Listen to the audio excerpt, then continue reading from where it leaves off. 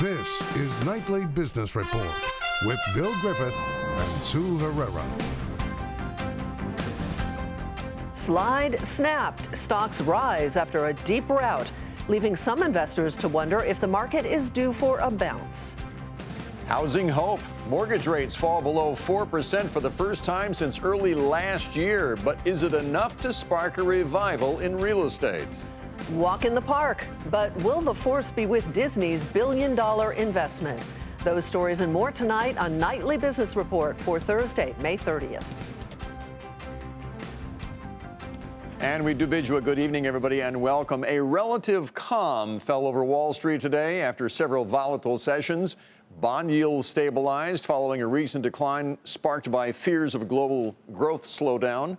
But those concerns, while still there, took a back seat today, at least during the trading session. The result was very modest gains for the major averages. The Dow Industrials rose just 43 points. We're at 25,169. The NASDAQ was up 20. The S&P added 5. Now, while these gains were small, some investors are wondering if they are poised to turn into bigger ones. Mike Santoli starts us off tonight. After a messy May market pullback of more than 5%, investors are now watching for signs of relief in the form of a bounce in the beleaguered stock indexes. The makings of such a bounce are starting to appear along the technical, sentiment, and seasonal fronts. The market has begun flashing signals that it is, quote, oversold, which simply means the indexes and the vast majority of individual stocks have fallen far below their recent trend and appear somewhat stretched to the downside. Though not near the severe extremes of December, when the S&P 500 sank 20% over 3 months, the current readings are in the range of where bounces have tended to occur.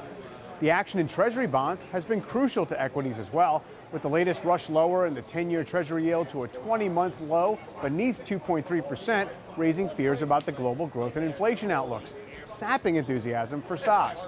In the same way that stocks have appeared oversold, Treasuries are looking overbought, suggesting any backup in yields would offer some relief to equities. On the sentiment front, surveys of both individual and professional investors also show increasing pessimism, another ingredient for at least a reflex bounce in those indexes.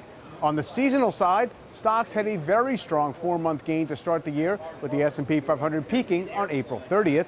In such years, May has often been weak, as this one has, but in the 9 years when the S&P gained at least 8% through April and then pulled back in May, as we have this year, June was up 7 of those times, and the average return for the month was a gain of more than 2%. Now, none of this suggests the headwinds that halted the rally a month ago are about to calm down. There remains a trade stalemate with China, global growth appears fragile, and corporate earnings forecasts continue to slip for the coming quarters. And back in December, the market simply ignored many similar indicators that are now evident today of a coming bounce, and they kept falling until a scary selling crescendo on Christmas Eve. Still, the rhythms of the market often allow for a short-term relief in the form of a bounce, even in a heavily stressed tape, whether that leads to a full recovery or just a temporary reprieve. For Nightly Business Report, I'm Mike Santoli. Corporations bought a record $1 trillion of their own shares last year, and buybacks have been a driver of the bull market for the past decade, with both stocks and buybacks trending higher. But a new report from Ned Davis Research says buybacks have been slowing down. In fact, some companies have been selling their shares. So what does that mean for the broader market? Joining us tonight is Eric Marshall, portfolio manager at the Hodges Funds. Nice to have you here, Eric. Welcome. It's good to be here. You have a few reasons why you think this is going on, but uncertainty is one of the main reasons. What type of uncertainty? Well, I think as companies become more uncertain about the economy and interest rates, what's going on with global trade, they're more likely to take their cash flow and use it to pay down debt or stockpile it, because they don't know what the certainty of that cash flow is going to look like in the future. When they're more certain, they're more likely to return it to shareholders in the form of dividends or buyback programs or reinvest in the business. Now, as we showed, there's been a correlation for the last decade of the buybacks increasing and the market going up at the same time. If this slowdown continues of buybacks, what do you think happens to the stock market? Well, I think that, the buybacks have really provided an incremental buying of stocks at a time when there are fewer and fewer fundamental value investors out there because more and more money is going into passive ETFs. So in the event that they slow down, it would be a negative. However, I think what we've seen in the last couple months has been a slowdown, but I wouldn't be too worried about it unless it really continues for an extended period of time. I think last year buybacks were up about 50% from the previous year. It's probably not going to increase 50% this year, but we could buy back as much as we did in 2018. It's still relatively early in the year. All right. On that note, Eric Marshall with the Hodges Funds, thanks so much. Thank you. Turns out the economy grew slightly more than expected to start the year.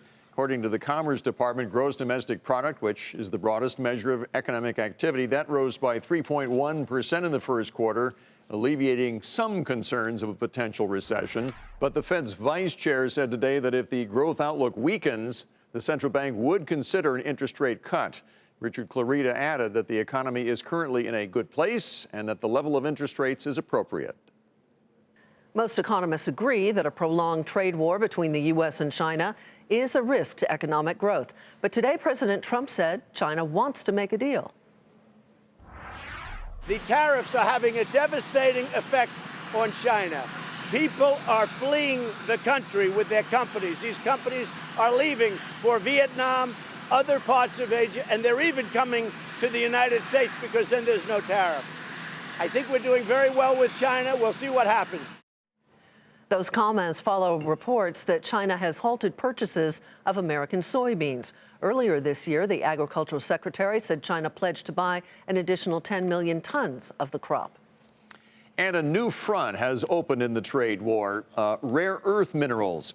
China has now threatened to restrict them, which could have big implications for corporate America and for our national security. So what are these minerals and why are they so important? Rare earth minerals power most electronic devices. They're used in smartphones, computers, flat-screen TVs, even hybrid cars. But they are also important to our national defense. They're in military equipment, satellites, jet engines, and radar and sonar systems. Despite the name, rare earth minerals are actually quite common, even here in the United States. But the mining process is not environmentally friendly. Stringent environmental regulations force the closure of most rare earth mines here in the U.S., which is why China now accounts for roughly 90% of the global supply. And that is maybe its most powerful bargaining chip in this trade war. The only U.S. mine is in Mountain Pass, California, but the minerals mined there must still be refined. And right now, the only refineries in the world are in, you guessed it, China. And starting June 1st, the mine shipments to China for refining will be hit with a 25% tariff, which will mean higher costs for U.S. companies and higher prices for their customers. By the way, that mine in California is building its own refining operation, hopes to have it in operation by next year, which would sharply reduce its dependence on China. And there is a new development this evening in another trade story tonight. The White House is taking a formal step to kickstart the approval of the USMCA, setting up for a vote over the summer. And now to housing and another disappointing read on the spring market. But there could be some unexpected hope. Diana Olick explains. Potential home buyers out shopping in April should have had a lot of incentive to sign deals, low mortgage rates and cooling prices, but they didn't. Signed contracts to buy existing homes fell unexpectedly compared with March and were lower than April of last year. That's the 16th straight month of annual declines. While they were shopping, the average rate on the 30-year fixed was relatively unchanged in the low 4% range, down from over 5% last fall. Home prices were still higher than a year ago, but the gains were smaller. Both are a double-edged sword. House prices have been slowing, so they don't want to step in if they think there might be actually an outright decline, so you don't want to catch a falling knife, so to speak. But if they think rates are going to be down for a while, they may say, well, I'm just going to wait until the house that actually fits my profile is available, because rates don't look to be going anywhere. Rates actually went even lower in May, and this week fell to the lowest level in a year and a half, 3.99%, according to Freddie Mac. The trouble is that there are still too few lower-priced homes for sale. Supply is plentiful on the high end and tight on the low end. Even if you can get credit at a low interest rate, if you can't find the house that fits your financial profile, there's not much you can do. Even the move-up market is tight as more baby boomers age in place and don't put their homes up for sale. And high-end homes are now sitting on the market longer as sellers come to grips with the new realities, that is, new expectations for prices. For Nightly Business Report, I'm Diana Olick in Washington. And later in the program, with mortgage rates below 4%, are rates on other loans falling as well, and is now a good time to borrow? We'll explore that just ahead. In the meantime, time to take a look at some of today's upgrades and downgrades. Verizon was downgraded today to neutral from buy at UBS. The analyst says that he's skeptical that the new 5G technology will lift that stock in the near term, given the rather slow rollout. Price target $59. The stock fell 2% today to $56.83. Teva was downgraded to underperform from buy at Bank of America Merrill Lynch. The analyst there cited the generic drug maker's exposure to all of the opioid litigation currently underway. Price target $9, and shares finished just under that level at $8.84. Citigroup was upgraded to buy from neutral at Goldman Sachs. The analyst says Citi can grow revenues and increase returns without interest rate hikes. The price target is $77, but the stock fell a fraction to $63.61. Comcast was upgraded to buy from neutral at Guggenheim. The analyst says broadband subscriber gains will help margins improve. The price target is $52. The stock fell a fraction to $41.74. As you probably know, Comcast is the parent company of CNBC, which produces this program.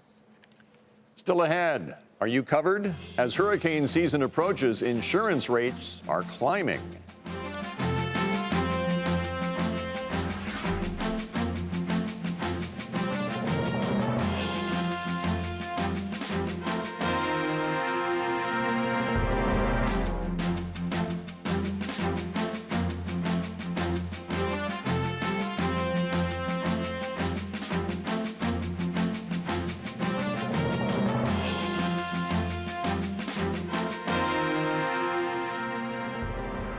Uber lost more than $1 billion in its first report since going public, but that loss was right in line with expectations, underscoring the challenges the ride-hailing company faces to one day turn a profit. The good news, revenues rose 20%. The stock was volatile in after-hours trading. Deirdre Bosa has more on Uber's results. Uber is still far from being profitable. The company continues to lose money as it spends big to battle competitors around the world in both ride-sharing and food delivery. It lost $1 billion in the first 3 months of the year. Now, this quarter also marked CEO Dara Khosrowshahi's first analyst call. With shares still trading below their initial public offering price, he has to reassure investors of Uber's long-term vision and its path to profitability. Uber's cash burn is unlikely to end anytime soon. CFO Nelson Chai says that Uber will not hesitate to invest to defend its market position. But on the bright side, he also says he has noticed less aggressive pricing by competitors. For Nightly Business Report, I'm Deirdre Bosa, San Francisco. United Airlines CEO today stressed that the Boeing 737 MAX plane will be put back into the air when it's safe to do so. And there's no exact timetable either. We, from an operational perspective, stand about a couple of months out. So we pushed it to August 4th, I believe, specifically. So we'll continue to monitor, see what the process goes through. And when we think it's safe to fly, we will be incredibly communicative to our customers, very transparent when that flight comes back on those aircraft. I think you've heard I pledged to be on the first one. It's just one of many things that we're going to make sure that we reassure our customers that it's safe to fly. And United Airlines has said it will not charge passengers for switching flights if they are unwilling to fly on that 737 MAX jet. Hurricane season officially kicks off this weekend. And given the pickup in wild weather across the country, businesses and residents who are looking for insurance may have to brace for some tough news. Contessa Brewer reports. A massive tornado swept through Linwood, Kansas this week. And we heard there was a deck out there, and the deck went, and you could hear the bricks falling. It's one of more than 1,000 tornadoes to hit the nation this year, according to the National Weather Service, 30% more than a typical spring. We contacted insurance companies this morning. they're overwhelmed. We're at their mercy right now before we can do too much. Big insurers, State Farm, Chubb, Progressive, AIG, MetLife, and others all have exposure to the catastrophe losses from this spring's severe weather. Late season snowstorms, massive snowmelt, hail, wind, and the flooding. So much water across farm fields and historic towns. Flooding even closed locks on the Mississippi River, shut them to commercial barge traffic. And now, the start of hurricane season. The National Oceanic and Atmospheric Association, or NOAA, predicts as many as 15 named storms this year, 2 to 4 of which could be major hurricanes. If the forecasts are accurate, that would be a near normal season. The Insurance Information Institute says homeowners who live in areas that have been hit by hurricanes in the last couple years are likely to see their insurance rates go up. And specialty windstorm insurance rates are rising by 10 to 20%, according to industry experts. Businesses and homeowners who don't already have insurance may find themselves in a tough spot. The National Flood Insurance Program is scheduled to expire tomorrow.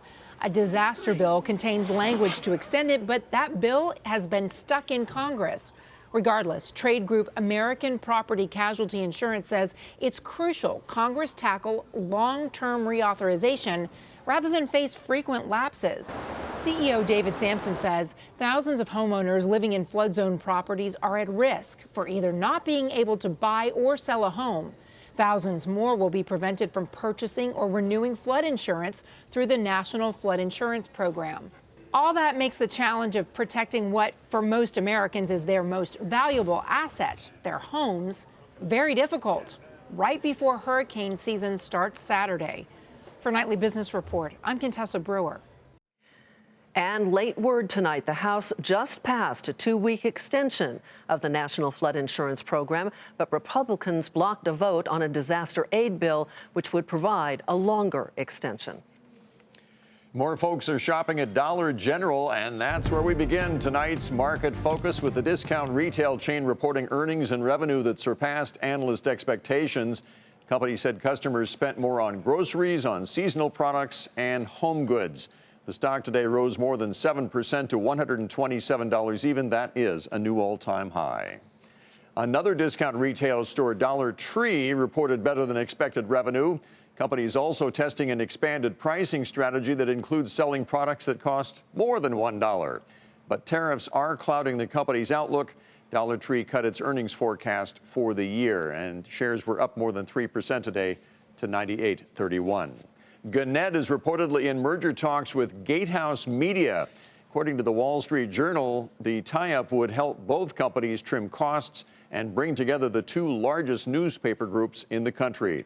Shares of Gannett were up more than 1.5% today to $7.75. FedEx will now deliver packages 7 days a week starting next year. The company's president says he believes that this will help the company serve the fast-growing e-commerce market. Customers are increasingly ordering online 7 days a week, and our online e-commerce merchants are demanding a 7-day service. So we are now leveraging our existing infrastructure to now turn on this new service starting in January. Now combine that with the fact that we're improving our delivery density by bringing in more packages in-house. The stock fell nearly 1% to $158.01. Occidental Petroleum is being sued by billionaire investor Carl Icahn. Icahn alleges that Occidental paid too much money for Anadarko Petroleum and calls the $38 billion deal, quote, fundamentally misguided. Icahn may call a special shareholders meeting to remove and replace directors. Shares today were down a fraction to $51.91. After the bell, Costco reported better than expected earnings and revenue. The wholesale store saw growth in its online business and a rise in membership fees. The stock was volatile in after-hours trading. It closed the regular session up a fraction to $241.54. Also after the bell, The Gap cut its full-year earnings forecast and reported weak same-store sales. Sales at Gap's namesake stores fell 10% in the quarter, and even Old Navy, which had been a bright spot, posted a surprise drop in same-store sales. The stock fell sharply in after-hours trading. It closed the regular session down 1% to $20.60. As we have been reporting, the yield on the 10-year Treasury note has fallen to levels we have not seen since September of 2017. Now, that means lower mortgage and auto loan rates and a renewed interest in personal loans. Joining us to talk about all that tonight is Greg McBride. He's Chief Financial Analyst at Bankrate. Greg, good to see you, and thanks for joining us tonight. Thanks for having me, Bill. Personal loans, they've become more popular in part because of the lower rates, but also tax changes have made them more attractive as well, right? Yeah, on a relative basis. The tax law really changed the deductibility of interest on home equity loans. And so people that are looking at, having to put a new roof on, or, they need to, they need $10,000, $20,000, $30,000 and they need it quick. Personal loans have become an attractive way to do that because, you can apply online and have that money deposited into your account within 48 hours. And for people with good credit, they're finding rates that are comparable to what they'd otherwise get on a home equity loan, but without the whole process of an appraisal, waiting 30 days to have your closing, and then a 3-day rescission period before the funds are dispersed. So on a relative basis, right. The personal loans really stand out. But this is a low interest rate environment. What if that starts to change? Yeah, I think the real risk here, Sue, is that when the economy slows, we are going to see delinquencies and defaults really surging on unsecured debt, credit cards, and personal loans, particularly those that were made to consumers with marginal or weak credit. For now, there's a lot of competition among lenders, primarily for the consumer who has really strong credit. Those are the borrowers that can get rates in the mid-single digits. For borrowers that are riskier, we're already seeing lenders pull back a little bit. Who are the lenders? I mean, if I want to get a home equity loan, I go back to the mortgage company. Where do I get the personal loan? Do I go to a bank, or where do I go? This is a product that banks have long offered, but they really didn't focus on. And some banks that even owned finance companies long ago shuttered those. And so what we're seeing is a lot of what you might call fintechs that have come into the space. The people like SoFi, Avant, entities like that they're not necessarily banks, but with the advent of technology, they've developed a way to get money in people's hands very quickly and very easily. And these are generally shorter term loans than, say, a typical home equity, correct? Yes, a lot of this is going to depend on how much you borrow, but generally these are 3 to 5 year loans, maybe a little bit more if you're borrowing more money. But that's also why we're not seeing the rates come down like we are, say, with mortgage rates over the last few weeks. The long-term rates plunging, that's brought mortgage rates down to the lowest levels since 2017. Not the case with the personal loans because they're more closely tied to short-term rates. Greg McBride with Bankrate. Again, thanks for joining us tonight, Greg. Thanks for having me. Coming up, will the force be with Disney and its big theme park investment?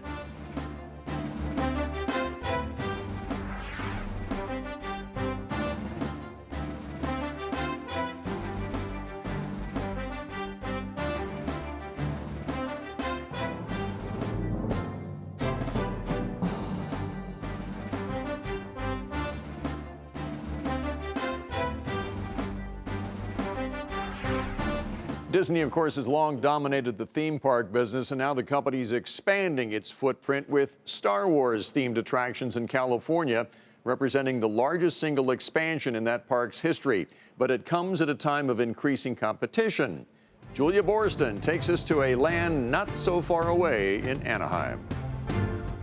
Let's see some identification. Star Wars Galaxy's Edge is Disney's $1 billion, 14-acre themed land, expanding its California park. It opens to the public Friday, with another similar land opening in Orlando at the end of August. Star Wars is an immensely popular property, and giving people who visit our parks, who have thought about visiting our parks, a chance to immerse themselves in Star Wars on a grand scale and in a much richer, deeper way is a big deal, and I think it will be extremely positive for the division and for the company. And for Star Wars, too. I think it'll lift the entire franchise of Star Wars.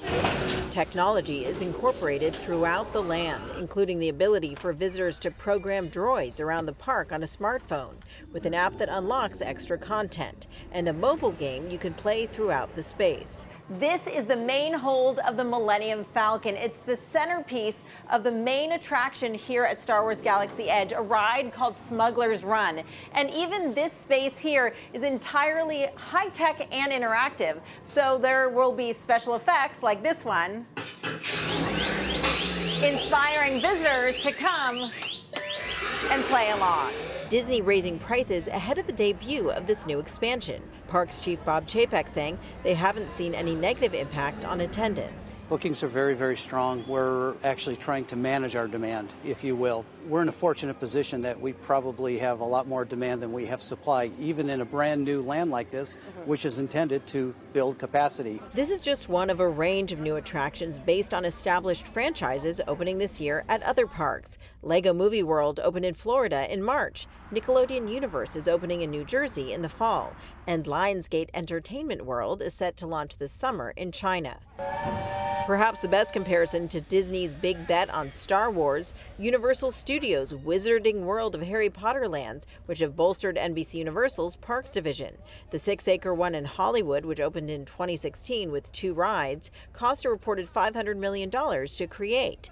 And Universal is adding another Harry Potter-themed ride this summer to the 3 it already has at its Orlando parks. All of these companies are looking to get a bigger piece of the growing theme park business, with the industry projected to hit $20 billion in revenue in the U.S. alone this year.